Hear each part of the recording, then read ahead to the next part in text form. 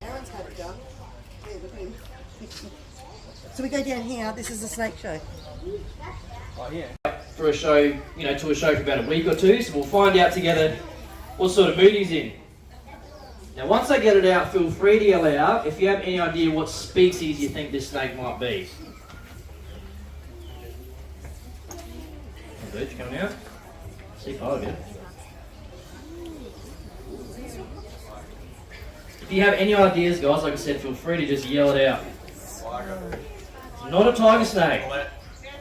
It's not a death adder. It's not a black-headed python. I have heard it up here. This here, guys, is... any of you guys heard of that before? A couple of years? Not many. This here is an Australian native species, alright? Straight away, yeah, you'd think tiger snake. Some people even say red belly. This is its own species, alright? Now, this is a very little known species, not only from the public, but suitable place.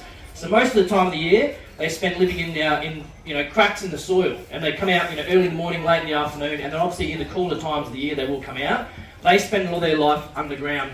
Because of this, not a lot is actually known. Started testing venom on frogs.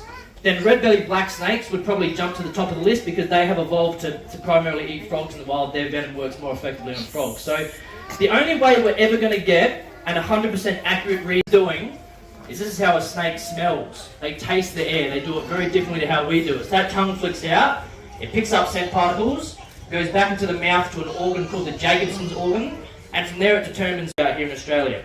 Now that is not an incentive to go get bitten by a venomous snake. I'm just letting you know if it ever happens, you're all covered. Right? We are very, very lucky in that regard. And we also have easy access to very good anti-venom here in this country. We are very, very lucky that it has happened, but it is not a common thing. It's an irrational fear a lot of people go their entire lives worrying about.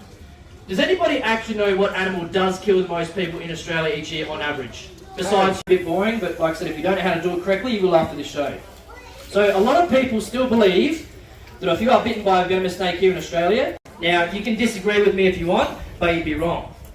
Alright, now once they get it out, feel free to yell out if you have any idea what species you think this might be.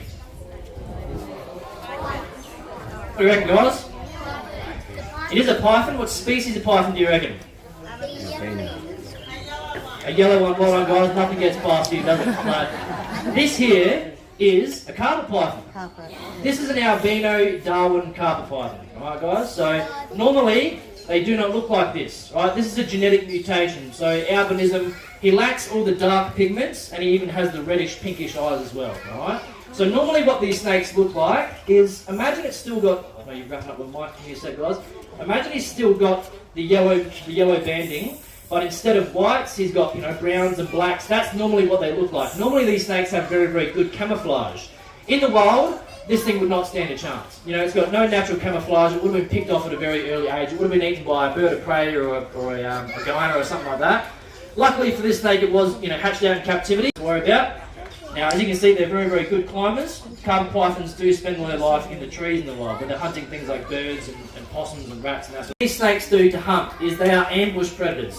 They sit and they wait for food to come to them. Right? So they might be up in a tree, near a bird's nest or near a hollow, waiting for a possum or something to come out, or they might be on an overhanging branch just above the ground, waiting for a mammal to walk past. They sit there and they wait. Right? Now they may be waiting for days, weeks, even months. These snakes could easily go 6 to 12 months without eating anything. Their bodies work very differently to how venomous snakes. Right? It's very, very efficient. It's living proof that not all snakes need venom to kill their prey. Now, once a snake has killed its prey, it swallows it whole. There are no snakes that chew their food, no snakes rip up in a smaller piece, they do swallow whole, and they do not dislocate their jaws.